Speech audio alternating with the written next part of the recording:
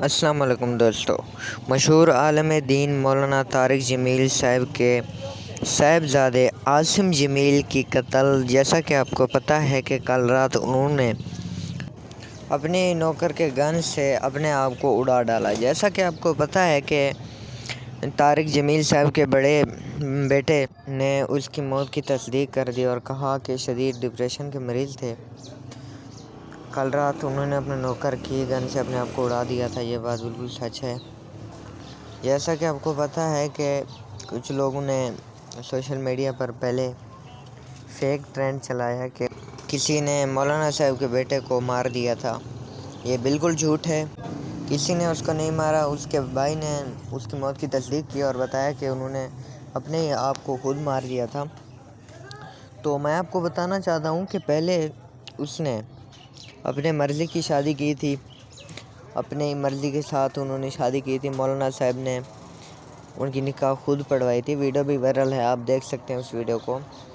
اس کے بعد انہوں نے چلتا گیا سلسلہ، 1 سال تک یہ سلسلہ چلا۔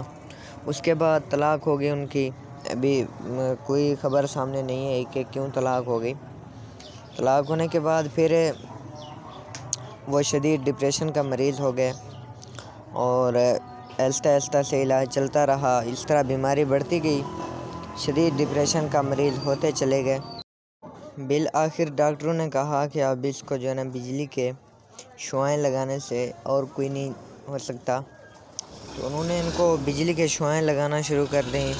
اللہ معاف کرے، جب اللہ تعالیٰ کسی انسان پر ناراض ہوتا ہے تو کہتے ہیں اس طرح۔ میں نے خود یہ نہیں کہا کہ مولانا طارق جمیل صاحب کا یہ بیٹا مولانا صاحب کے خلاف چل رہا تھا، یعنی کہ مولانا صاحب جب اس کی ہدایت کرتے تو یہ مولانا صاحب کی ہدایت نہیں مانتی تھی۔ جب اللہ تعالیٰ کسی کے ساتھ ناراض ہوتا ہے تو یہی ہوتا ہے۔ تو پھر اس طرح سے کچھ لوگ کہہ رہے ہیں کہ عاصم جمیل نے بھاگ کر شادی کی، یہ سب جھوٹ ہے۔ بھاگ کر شادی نہیں کی، انہوں نے اپنی مرضی سے شادی کی۔ تو مانگ کر مولانا صاحب نے، جن کا رشتہ تھا، جن کی یعنی کہ بیٹی تھی، وہ مانگ کر مولانا صاحب نے ان کی شادی کرائی۔ یہ سب لوگ جھوٹ بول رہے ہیں، اس طرح کیا اس طرح کیا، ان کی خبروں پر آپ دھیان نہ دیں۔ اس کے بعد بالآخر انہوں نے اپنے آپ کو مار دیا تھا، جیسا کہ آپ کو پتہ ہے کہ کل شام کو انہوں نے اپنے ہی نوکر کا بندوق لے کر اپنے آپ کو اڑا دیا، سب لوگوں کو پتہ ہے۔ تو آج میں آپ کو نماز جنازے کے بارے میں کچھ اپڈیٹ کر دوں، اگر ہو سکے تو نماز جنازے میں شرکت فرمائیں، اللہ تعالیٰ آپ کو بھی ثواب دے گا اور مولانا صاحب کو بھی یہ بات اچھی لگے گی۔